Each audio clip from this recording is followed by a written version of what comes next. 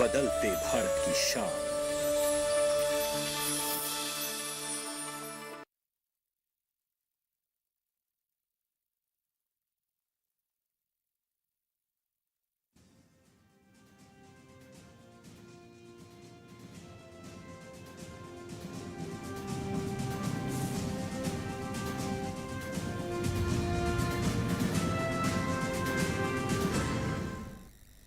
नमस्कार, किसान समाचार में आपका स्वागत है। मैं हूं साइमा खान। सबसे पहले नजर डाल लेते हैं हेडलाइंस पर।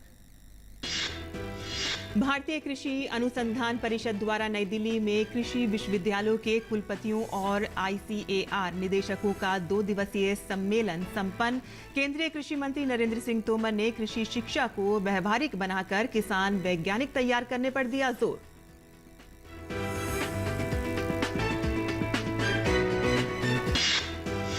केंद्रीय कृषि मंत्री नरेंद्र सिंह तोमर ने उत्तर प्रदेश चित्रकूट में प्रथम त्रिदिवसीय अंतर्राष्ट्रीय सम्मेलन की शुरुआत और कहा कि सतत विकास के लक्ष्य की प्राप्ति के लिए राज्यों के साथ मिलकर प्रभावी कार्य कर रही है केंद्र सरकार।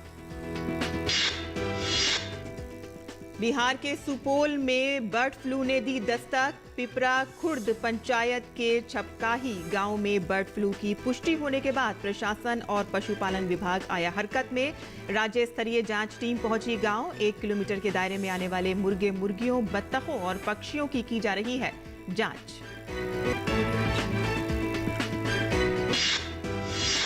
देश में स्वास्थ्य के क्षेत्र में क्रांति लाने वाली आयुष्मान भारत योजना ने पूरे किए 4 साल। आजादी का अमृत महोत्सव के तहत स्वास्थ्य मंत्रालय शनिवार से मनाएगा विशेष सप्ताह। भारतीय सार्वजनिक स्वास्थ्य मानक और सार्वजनिक स्वास्थ्य प्रबंध संवर्ग के लिए जारी होंगे दिशा निर्देश। और अब समाचार विस्तार से। भारतीय कृषि अनुसंधान परिषद द्वारा नई दिल्ली में कृषि विश्वविद्यालयों के कुलपतियों और ICAR निदेशकों का 2 दिवसीय सम्मेलन समाप्त हुआ है। सम्मेलन में मौजूद केंद्रीय कृषि मंत्री नरेंद्र सिंह तोमर ने कृषि शिक्षा को व्यावहारिक बनाकर किसान वैज्ञानिक तैयार करने पर जोर दिया है। देखते हैं OP यादव की ये रिपोर्ट। राजधानी नई दिल्ली में देश के कृषि विश्वविद्यालयों के कुलपतियों और ICAR निर्देशकों के 2 दिवसीय वार्षिक सम्मेलन को संबोधित करते हुए केंद्रीय कृषि एवं किसान कल्याण मंत्री नरेंद्र सिंह तोमर ने कहा कि कृषि शिक्षा प्रणाली को व्यावहारिक बनाकर हमें किसान वैज्ञानिक तैयार करने की जरूरत है। शिक्षाविद पैदा करती है, वैज्ञानिक पैदा करती है, लेकिन वो किसान पैदा नहीं कर पाते। इस दृष्टि से निश्चित रूप से हम सब लोगों को क्या करना चाहिए, यह हमारे विमर्श का विषय रहेगा।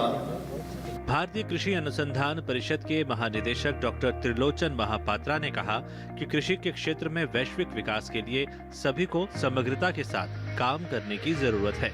Our relationship of working together, thinking together, planning together, strategizing together, and delivering together, and that has withstood the test of time. इस अवसर पर ICAR के उप महानिदेशक डॉक्टर RC अग्रवाल ने कृषि शिक्षा को व्यावहारिक बनाने के लिए नई शिक्षा नीति को लागू करने पर जोर दिया। दिशा निर्देश हमने तैयार किया है जो कि सभी गवर्नर्स को और सभी चीफ सेक्रेटरीज को हमने भेजा है, जिसमें हम देख रहे हैं कि किस तरह से अपना ग्रॉस एनरोलमेंट रेशियो को बढ़ाएं, किस तरह से हम इसमें जो हमारा एंटरप्रेन्योरशिप है, जो कि बच्चों को रोज़गार देने वाला बनाए हम, न कि लेने वाला, जिसमें कि हमने काफ़ी प्रोग्रेस भी की है। जो हमारे एक डीन्स कमेटी होती है जो कि कोर्स करिकुला को डिफाइन करती है, तो नई शिक्षा नीति के अनुसार उसमें क्या क्या कोर्स करिकुला होगा, जैसे 1 साल के बाद हमारा सर्टिफिकेट, 2 साल के बाद डिप्लोमा कोर्स, 3 साल के बाद ग्रेजुएशन, इस तरह से कई बिंदुओं पर हम लोग चर्चा करेंगे। कार्यक्रम में मौजूद कृषि ज्ञान प्रबंधन निदेशालय के परियोजना निदेशक डॉक्टर SK मल्होत्रा ने कहा कि इस तरह के सम्मेलन कृषि शिक्षा शोध व प्रसार के सतत आकलन के लिए जरूरी हैं। भारतीय कृषि अनुसंधान परिषद अपने आप में एक अपेक्स बॉडी है जो ये ध्यान रखती है कि हमारा अनुसंधान, शिक्षा और प्रसार तीनों का किस प्रकार के समान रूप से जो है ध्यान दे और जिससे कि उसकी मॉनिटरिंग हो, उस मॉनिटरिंग के लिए ये वर्कशॉप की जाती है। सम्मेलन में भाग लेने आए अन्य कृषि वैज्ञानिकों ने इस तरह के सम्मेलनों को सीखने के लिहाज से जरूरी बताया। जो रेजिलिएंट एग्रीकल्चर है, जिसमें चाहे हमारे पशुपालन से संबंधित उत्पाद हों, चाहे हमारे अनाज से संबंधित हों, चाहे हॉर्टिकल्चर के प्रोडक्ट्स हों, उसमें हम अधिक से अधिक रेजिलियंस डेवलप कर पाएँ, ताकि हमारे पास भी कोई कल को ऐसी कोई चुनौती आए तो उसका और अच्छे से डटकर सामना कर सकें। कृषि विश्वविद्यालय से और ICAR इंस्टीट्यूट से दोनों तरफ से हम रिसर्च करता है, टेक्नोलॉजी आता है, वो पूरा डिस्कस करके कैसा टेक्नोलॉजी वो फार्मर्स को पहुंचना है, इसके बारे में डिस्कस करके वो टेक्नोलॉजी हम रिलीज़ करता है। कई विषयों पे विचार विमर्श किया, जो कि माननीय कुलपतिगण भारतवर्ष के जितने भी कृषि विश्वविद्यालय हैं, जो हमारे एनिमल साइंस के विश्वविद्यालय, फिशरीज के विश्वविद्यालय हैं, वो आए और उन्होंने अपनी बात कही। सम्मेलन के दौरान कृषि विश्वविद्यालयों के कुलपतियों, ICAR निदेशकों व अन्य अधिकारियों ने युवाओं के हित में देश की कृषि शिक्षा प्रणाली में सुधार के साथ किसानों को आधुनिक तकनीक से जोड़कर उद्यमशील बनाने पर जोर दिया। राजधानी नई दिल्ली में आयोजित ICAR द्वारा कृषि विश्वविद्यालय के कुलपतियों और निदेशकों के 2 दिवसीय वार्षिक सम्मेलन में एक और जहां भारत सरकार द्वारा तैयार की गई नई शिक्षा नीति को लागू करने पर सहमति बनी, वहीं दूसरी ओर कृषि क्षेत्र में हो रही शिक्षा, शोध और अनुसंधान को लैब टू लैंड के जरिए किसानों तक पहुंचाकर उन्हें आर्थिक रूप से सशक्त और मजबूत बनाने पर सहमति भी बनी। मेरे सहयोगी कैमरामैन सेंथिल के साथ मैं OP यादव, दिल्ली। और केंद्रीय कृषि एवं किसान कल्याण मंत्री नरेंद्र सिंह तोमर ने शुक्रवार को संयुक्त राष्ट्र के सतत विकास के लक्ष्यों पर चित्रकूट में दीनदयाल शोध संस्थान द्वारा आयोजित प्रथम त्रिदिवसीय अंतर्राष्ट्रीय सम्मेलन की शुरुआत की। इस अवसर पर तोमर ने कहा कि संयुक्त राष्ट्र द्वारा निर्धारित सतत विकास के लक्ष्यों की प्राप्ति के लिए राज्य सरकारों के साथ मिलकर प्रधानमंत्री नरेंद्र मोदी के नेतृत्व में केंद्र सरकार प्रभावी कार्य कर रही है। प्रधानमंत्री मोदी के नेतृत्व में विभिन्न केंद्रीय योजनाएं उन समस्त लक्ष्यों का प्रतिनिधित्व करती हैं जो संयुक्त राष्ट्र द्वारा सतत विकास के लिए निर्धारित किए गए हैं। महात्मा गांधी राष्ट्रीय ग्रामीण रोजगार गारंटी अधिनियम जैसे बड़े कार्यक्रम भी लागू किए गए हैं। महिला सशक्तिकरण के लिए आजीविका की दृष्टि से 70 लाख स्वयं सहायता समूहों से 8 करोड़ महिलाएं जुड़ी हैं, जिन्हें 5 लाख करोड़ रुपए का लोन दिया जा चुका है। उन्होंने ऐसी केंद्रीय योजनाओं की जानकारी देकर सतत विकास लक्ष्य प्राप्ति की दिशा में किए जा रहे कार्यों का जिक्र किया। और बिहार के सुपौल जिले में पक्षियों में फैलने वाली जानलेवा बीमारी बर्ड फ्लू ने दस्तक देती है। पीपरा खुर्द पंचायत के छपकाही गांव में बर्ड फ्लू की पुष्टि होने के बाद प्रशासन व पशुपालन विभाग हरकत में आ गया है। बर्ड फ्लू की जानकारी मिलने के बाद राज्य स्तरीय जांच टीम शुक्रवार को गांव पहुंची, जहां 9 किलोमीटर क्षेत्र के दायरे में रेड मली जांच शुरू कर दी गई है। प्रभावित गांव छपकाही के 1 किलोमीटर के दायरे में आने वाले मुर्गियों, बत्तखों एवं अन्य पक्षियों की जांच की जा रही है। वहीं संक्रमित पक्षियों को मारने का काम भी शुरू कर दिया गया है, ताकि बर्ड फ्लू का वायरस अन्य इलाकों में नहीं फैले। दरअसल एक पखवाड़ा पहले छपकाही गांव के वार्ड 1 से लेकर 11 तक में कुछ मुर्गियों और बत्तख की अचानक छटपटा कर मौत होने लगी थी। उस दौरान लोगों ने कई कौवों को भी मरा हुआ पाया था और इसके बाद पशुपालन की टीम ने गांव जाकर जांच शुरू की और उसके बाद पटना से टीम बुलाकर कुछ इन्फेक्टेड पक्षियों का सैंपल लिया गया और उसकी जांच के बाद बर्ड फ्लू की पुष्टि हुई है। इस बाबत जिला पशुपालन पद अधिकारी रामशंकर झा ने बताया है कि इसके लिए संबंधित पक्षी पालकों को मुआवजा भी दिया जाएगा। आज से कुछ दिन पहले जो है यहाँ पर छपकाही वार्ड नंबर 10 में स्थानीय जनप्रतिनिधियों और मीडिया के माध्यम से खबर मिली थी और प्राकृतिक मृत्यु हो रही है। इसमें जो है सो तुरंत पशुपालन विभाग जो है सो अपने कार्यशैली को बढ़ाते हुए यहाँ पर पहुँचे और स्थानीय लोगों से मिल करके उसकी उचित समुचित चिकित्सा व्यवस्था की गई। स्थानीय सैंपल कलेक्शन किया गया, बर्ड के लिए कुछ दवा दी गई एवं तथा कई एहतियात बरतने के लिए सबों को सूचित किया गया तथा जगह जगह पर चूना एवं चूना का छिड़काव का सैनिटाइजेशन किया गया तथा इस बर्ड से जो पीड़ित बर्ड था उससे सैंपल लेकर के आगे जांच के लिए भेजा गया। इसमें पाया गया कि कुछ में बीमारी की पुष्टि हुई थी, जिसके कारण भारत सरकार के मानक के तहत आधा किलोमीटर 1 किलोमीटर के रेंज में जितने भी पक्षी हैं उसको जो है सो कलिंग करने के लिए काम किया जा रहा है। और आयुष्मान भारत योजना के 4 साल पूरे होने के अवसर पर केंद्रीय स्वास्थ्य मंत्री मनसुख मांडविया ने देश भर में 1 लाख केंद्रों पर ई संजीवनी टेली परामर्श सुविधा का शुभारंभ किया। इस सुविधा से अब दूर दराज के गांव में रहने वाले आम आदमी को भी जिला अस्पताल और एम्स जैसी अस्पतालों के डॉक्टरों की सलाह मिल सकेगी। देश के 1 लाख से अधिक वेलनेस सेंटर ई संजीवनी टेली कंसल्टेशन से जुड़ गए हैं। इस मौके पर स्वास्थ्य मंत्री ने 7 हेल्थ एंड वेलनेस सेंटर से वीडियो कॉन्फ्रेंसिंग के जरिए लाभार्थियों से बात की। सरकार आयुष्मान भारत योजना के माध्यम से प्राथमिक स्वास्थ्य देखभाल नेटवर्क को मजबूत कर रही है। केंद्रीय ग्रामीण विकास एवं पंचायत राज्य मंत्री गिरिराज सिंह ने मध्य प्रदेश खंडवा जिले में किसानों को कम लागत में अधिक लाभ कमाने के उपाय बताए। उन्होंने किसानों से कहा है कि तालाब के आसपास सुरजना के भी वृक्ष लगाए जाएं ताकि उसमें भी आपको आय प्राप्त हो। उन्होंने टिश्यू कल्चर की खेती को बढ़ावा देने के लिए कम खेती वाले किसानों से मुर्गी पालन, पशुपालन की भी करने की सुझाव दिए।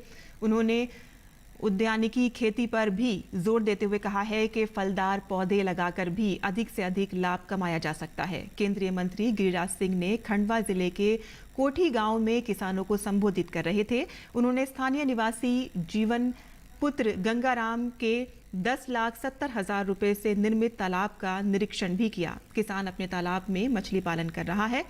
और केंद्रीय ग्रामीण विकास एवं पंचायत राज्य मंत्री गिरिराज सिंह ने शुक्रवार को ओंकारेश्वर में ग्रामीण आजीविका मिशन की महिला स्वयं सहायता समूह से चर्चा भी की। उन्होंने स्वयं सहायता समूह की महिलाओं द्वारा आयोजित प्रदर्शनी का भी अवलोकन किया, जिसमें बांस से बनी हुई सजावटी एवं घरेलू सामग्री रखी हुई थी। उन्होंने जैविक खेती पर कार्य करने वाली महिलाओं से भी चर्चा की। और आगे बढ़ते हैं, जहां लद्दाख में एप्रिकॉट ब्लॉसम फेस्टिवल चुली मैंडोक महोत्सव का दूसरा संस्करण मनाया जा रहा है। सप्ताह भर चलने वाला चुली मैंडोक महोत्सव लेह और कारगिल जिले के गारकोन में चल रहा है। पर्यटन विभाग लद्दाख क्षेत्र के ग्रामीण क्षेत्रों में पर्यटन को बढ़ावा देने के लिए स्थानीय संघों के सहयोग से इस उत्सव का आयोजन किया जा रहा है। लेह हिल्स काउंसिल के अध्यक्ष CEC ताशी ग्यालसोन ने लेह के धूमखर में एप्रिकॉट ब्लॉसम फेस्टिवल का उद्घाटन किया। धूमखर डोम में एप्रिकॉट ब्लॉसम फेस्टिवल के उद्घाटन समारोह के दौरान पारंपरिक भोजन की भरमार सहित आकर्षक सांस्कृतिक प्रदर्शन और स्थानीय उत्पादों की किस्मों का प्रदर्शन प्रमुख आकर्षण रहा।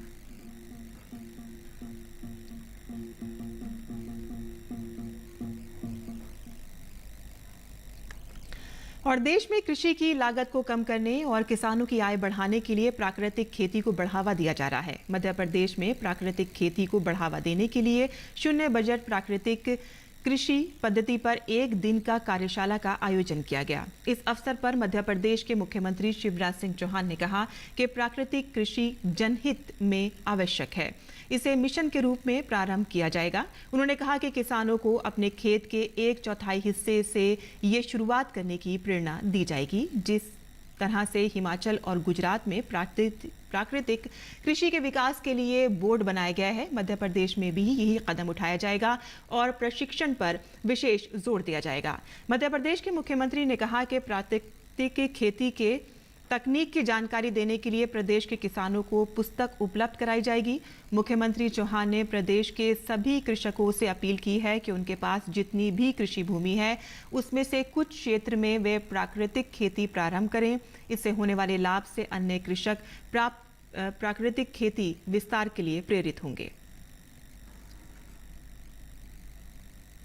और देश के कई राज्यों में अभी गेहूं, चना सहित अन्य रबी फसलों की खरीद का काम जोरों पर चल रहा है। केंद्र सरकार की विभिन्न एजेंसियों के माध्यम से अलग अलग राज्यों में पंजीकृत किसानों से रबी फसलों की खरीदी की जा रही है। ये खरीदी पहले से निर्धारित मापदंडों के अनुसार की जाती है, जिसमें एक किसान एक ही दिन में कितनी उपज न्यूनतम समर्थन मूल्य पर बेच सकेगा, इसका निर्धारण किया जाता है।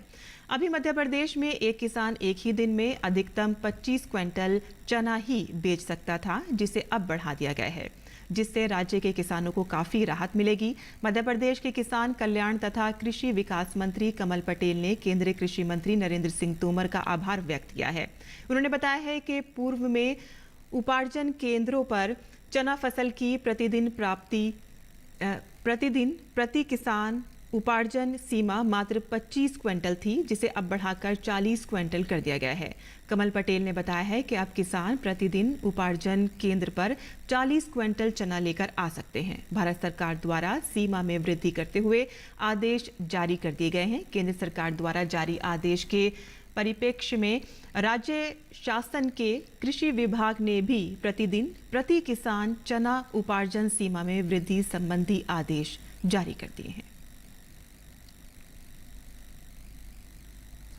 और मोदी सरकार भारत के जनजातीय समुदाय के समावेशी विकास और उनके साथ सामाजिक न्याय समता के लिए काम कर रही है। जनजातीय कल्याण की दिशा में केंद्र सरकार के द्वारा लिए गए 10 ऐसे बड़े फैसले जो आज जनजातीय समुदायों के सम्मान, अधिकार और उनके लिए अवसर प्रदान कर रहे हैं। आइए नजर डालते हैं उन 10 बड़े फैसलों पर।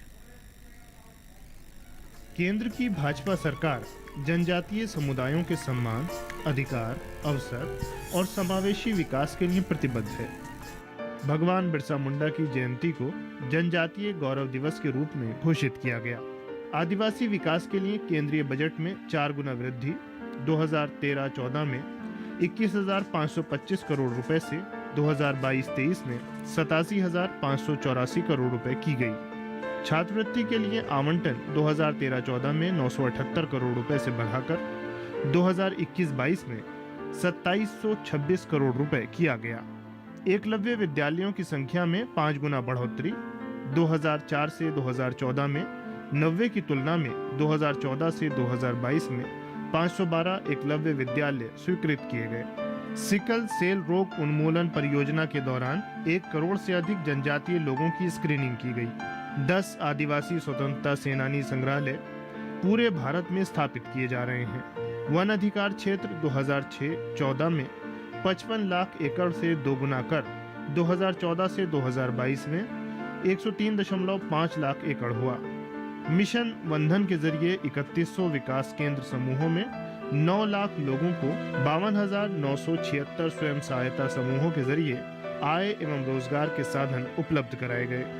बांस की खेती को नियामक बंधनों से बाहर निकाला गया ताकि बांस की खेती और बिक्री दोनों में वृद्धि हो। पहली बार गैर अधिसूचित घुमंतु और अर्ध घुमंतु समुदायों के लिए विकास और कल्याण बोर्ड का गठन किया गया। और देश भर की मंडियों का क्या-क्या भाव रहा, आइए नजर डालते हैं।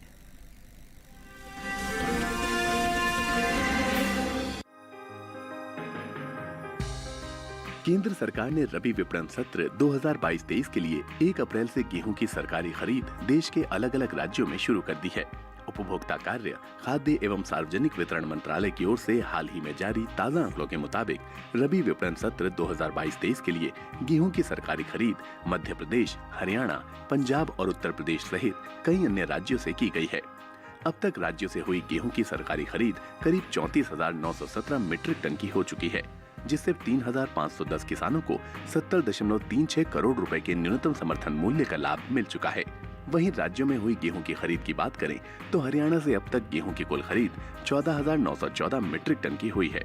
वहीं मध्य प्रदेश से 19,934 मीट्रिक टन, पंजाब से 63 मीट्रिक टन गेहूं की खरीद की जा चुकी है, जबकि उत्तर प्रदेश से अब तक गेहूं की कुल खरीद 6 मीट्रिक टन की हो पाई है। वहीं घरेलू स्तर पर इस साल गेहूं की रिकॉर्ड पैदावार होने का अनुमान जताया गया है। इस साल रबी गेहूं की उपज में 17,30,000 टन की बढ़ोतरी देखने को मिल सकती है, जिसका असर कृषि उपज मंडियों में गेहूं के भाव पर पड़ सकता है। कृषि मंत्रालय की ओर से हाल ही में जारी दूसरे अग्रिम अनुमान के मुताबिक साल 2021-22 में रबी गेहूं की पैदावार 11 करोड़ 13 लाख टन के पार जा सकती है, जबकि बीते साल इस दौरान रबी गेहूं की उपज महज 10 करोड़ 95 लाख 90 हजार टन ही रही थी। बात गेहूं के निर्यात की करें तो इस साल भारत वैश्विक बाजार में गेहूं का रिकॉर्ड निर्यात कर सकता है। एपीडा की ओर से जारी ताजा आंकड़ों के अनुसार साल 2021-22 में अप्रैल से फरवरी तक देश से होने वाला गेहूं का निर्यात 66 लाख टन के पार पहुंच गया है, जबकि बीते साल इस दौरान निर्यात महज 17,73,821 टन ही हुआ था। शुक्रवार को कृषि उपज मंडियों में गेहूं की आवक सामान्य बनी रही। एगमार्क नेट के अनुसार गुजरात की राजकोट मंडी में 14 अप्रैल को लोकवान गेहूं का भाव रहा 2,310 रुपए। 15 अप्रैल को इसके भाव में 5 रुपए की तेजी आई और भाव 2,315 रुपए पर जा पहुंचा। महाराष्ट्र की पुणे मंडी में बीते 2 दिनों के दौरान शरबती गेहूं के भाव स्थिर रहे, यहाँ 14 और 15 अप्रैल को शरबती गेहूं 4,600 रुपए पर बिका। इसी तरह पंजाब की नवा शहर मंडी में 14 अप्रैल को गेहूं का भाव 2,015 रुपए रहा। 15 अप्रैल को उसके भाव में कोई बदलाव नहीं आया और भाव 2,015 रुपए पर बना रहा। राजस्थान की गोलूवाला मंडी में इसी तरह गेहूं के भाव में स्थिरता रही। 14 अप्रैल को यहाँ गेहूं का भाव था 2,000 रुपए। 15 अप्रैल को उसके सौदों में कोई फेरबदल नहीं हुआ और भाव 2,000 रुपए पर बना रहा।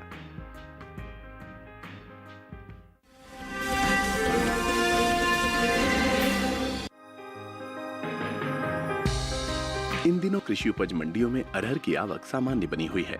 अरहर के हाजिर भाव पर नजर डालें तो एगमार्क नेट के अनुसार गुजरात की धोराजी मंडी में 14 अप्रैल को अरहर का भाव था 5,780 रुपए। 15 अप्रैल को उसके भाव में 300 रुपए की भारी गिरावट आई और भाव 5,480 रुपए पर आ गया। वहीं राज्य की राजकोट मंडी में बीते 2 दिनों के दौरान अरहर के भाव स्थिर रहे। यहाँ 14 और 15 अप्रैल को अरहर 5,675 रुपए पर बिकी। इसी तरह जम्बूसर मंडी में 14 अप्रैल को अरहर का भाव रहा 5,500 रुपए। 15 अप्रैल को उसके सौदों में कोई फेरबदल नहीं हुआ और भाव 5,500 रुपए पर बरकरार रहा। जबकि राजस्थान की लालसोट मंडी में इस दौरान अरहर के सौदों में बढ़त के साथ कारोबार हुआ। यहाँ 14 अप्रैल को अरहर का भाव था 4,700 रुपए। 15 अप्रैल को उसके सौदे 10 रुपए चढ़कर 4,710 रुपए पर हुए।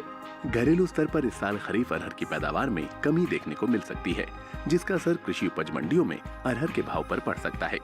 कृषि मंत्रालय की ओर से हाल ही में जारी दूसरे अग्रिम अनुमान के मुताबिक देश में साल 2021-22 के दौरान खरीफ अरहर की उपज 40 लाख टन होने का अनुमान है, जबकि साल 2020-21 के दौरान अरहर की पैदावार 43,20,000 टन रही थी। आपको बता दें कि देश से होने वाले दालों के निर्यात में इस साल अच्छी बढ़त देखने को मिली है। अप्रैल से फरवरी के दौरान दालों के निर्यात में 20% का इजाफा हुआ है। एपीडा की ओर से हाल में जारी ताज़ा आंकड़ों के मुताबिक देश से बीते 11 महीनों के दौरान कुल दालों का निर्यात 3,43,000 टन के पार पहुंच गया है, जबकि बीते साल इस दौरान निर्यात महज 2,55,356 टन का ही हुआ था। यानी इस साल कुल दलहन के निर्यात में 88,445 टन की बढ़ोतरी देखने को मिली है।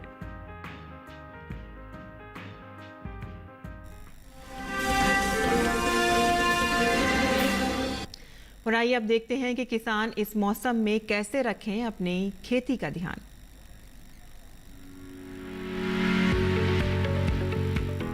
हिमाचल प्रदेश के मध्यवर्ती इलाकों में पछेती गेहूं की सिंचाई कर लें। सब्जियों और बागीचों में भी समय समय पर हल्का पानी देते रहें। फूल गोभी, टमाटर और शिमला मिर्च की नर्सरी भी इस समय किसान बो सकते हैं। जम्मू कश्मीर और लद्दाख के उपोष्ण कटिबंधीय इलाकों में सब्जियों और पछेती गेहूं में सिंचाई की जा सकती है। इसके अलावा यहाँ के किसान सरसों, मटर और चने की कटाई जारी रखें। उड़द और मूंग की बुआई भी यहाँ के किसान अभी कर सकते हैं। उत्तराखंड के भाबर और तराई इलाकों में रहने वाले किसान मसूर, चना, गेहूं और जौ की कटाई कर लें। सुबह के समय कटाई करना ज्यादा बेहतर रहेगा। बरसीम में पर्याप्त नमी बनाए रखें। गेहूं की कटाई और बैंगन की रोपाई भी यहाँ के किसान इस समय कर सकते हैं। सब्जियों की भी हल्की सिंचाई करते रहें। पश्चिमी पंजाब के मैदानी इलाकों में अगेती गेहूं की कटाई तुरंत कर लें। मूंग की बुआई पूरी कर लें और सरसों की कटाई जारी रखें। छत्तीसगढ़ के उत्तरी पहाड़ी इलाकों में पछेती गेहूं, ग्रीष्मकालीन धान, ग्रीष्मकालीन उड़द और ग्रीष्मकालीन सब्जियों की सिंचाई का काम करते रहें। छत्तीसगढ़ के ही मैदानी हिस्सों में उड़द और मूंग की बुआई कर लें। साथ ही खेत में खड़ी भिंडी, तोरी, लौकी और तरबूज जैसी सब्जियों में हल्की सिंचाई करते रहें। गुजरात के उत्तरी सौराष्ट्र इलाके में सब्जियों और चारे की फसल में हल्का और बार बार पानी देते रहें। पानी सुबह या शाम के समय देना है। मध्य महाराष्ट्र और मराठवाड़ा में ग्रीष्मकालीन मूंगफली, सब्जियों और बागों में सिंचाई करें।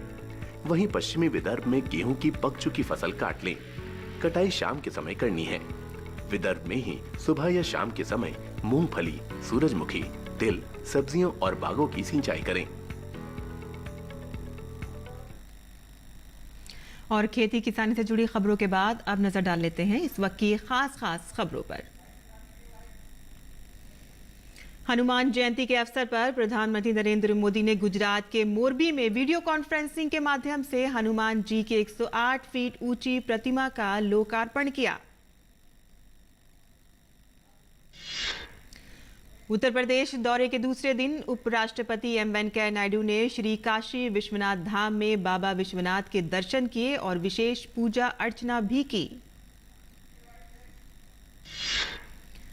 मदुरै के विश्व प्रसिद्ध चिथिरई उत्सव का समापन। उत्सव के अंतिम दिन भगवान कल्ला झगर का अपनी भव्यता के साथ वेगई नदी में प्रवेश। प्रत्येक वर्ष मीनाक्षी मंदिर में मनाए जाने वाले इस त्योहार का आयोजन अप्रैल मई माह में होता है। उत्तर प्रदेश के गोरखनाथ मंदिर के सुरक्षा कर्मियों पर हमले के आरोपी अहमद मुर्तजा को गोरखपुर अतिरिक्त मुख्य न्यायिक मजिस्ट्रेट कोर्ट में पेश किया गया। देश में पिछले 24 घंटों में कोरोना के 975 नए मामले दर्ज किए गए। वहीं पिछले 24 घंटों में 796 मरीज उपचार करवाकर स्वस्थ हो चुके हैं, जिसके बाद देश में रिकवरी रेट 98.76% हो गया है। और देश में अब तक 186.38 करोड़ से अधिक कोविड रोधी टीके लगाए जा चुके हैं। वहीं पिछले 24 घंटों में 6,89,000 से अधिक टीके लगाए गए। और आज किसान समाचार में बस इतना ही। अनुमति दें। नमस्कार।